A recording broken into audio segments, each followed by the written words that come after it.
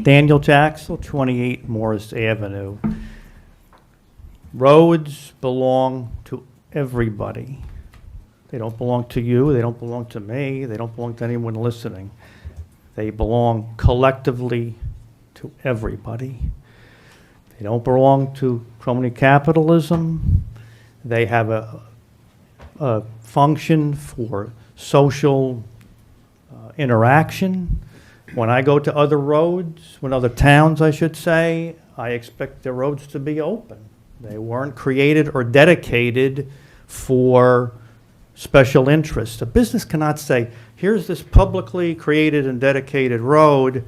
I think I can gain an economic advantage in taking over and preempting the public purposes of it. I think I'm going to come down to City Hall and find out what exactly I can get from them. Maybe I'll pay a little bit or something. It doesn't work that way. I'm against closure at any time. It should be open 12 months. That's what it functions as.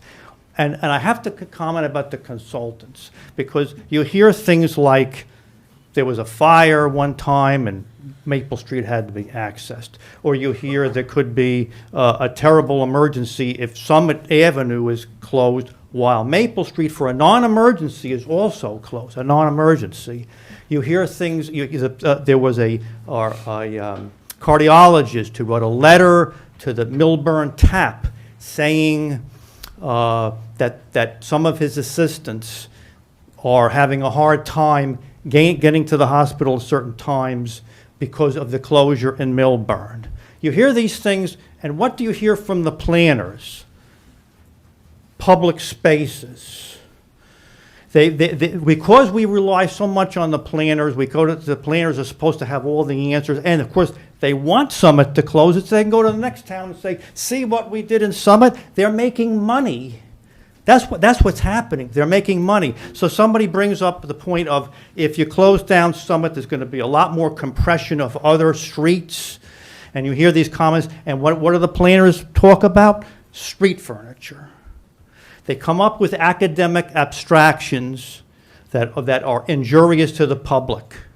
And it reminds me so much of the pilot programs, because we said to the planners, you know, with e-commerce and the malls, what can we do to revitalize our businesses? And they come up and they say, well, you need redevelopment because you're a densely populated state.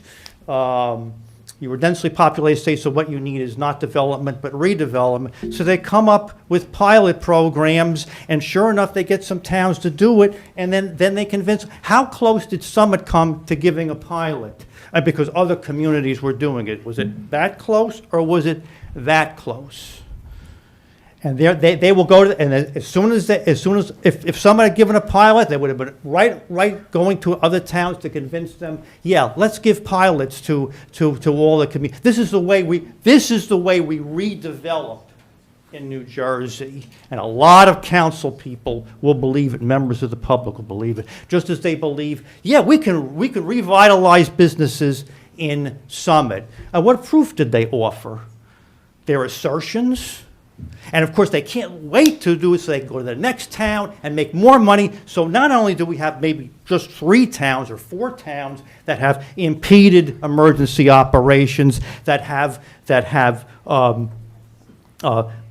crony capitalism and favoritism. Now they have 10 communities or 20 communities. They've grown. So when Summit residents go to other towns, they say, gee, I can't get anywhere. There's so much obstruction. There are tables that are used 2% of the time because of weather and whatever. All kinds of frustration from Summit residents going on to public roads. And I'll just conclude that by saying these are public streets. They should be open 12 months a year. Thank you. Thank you.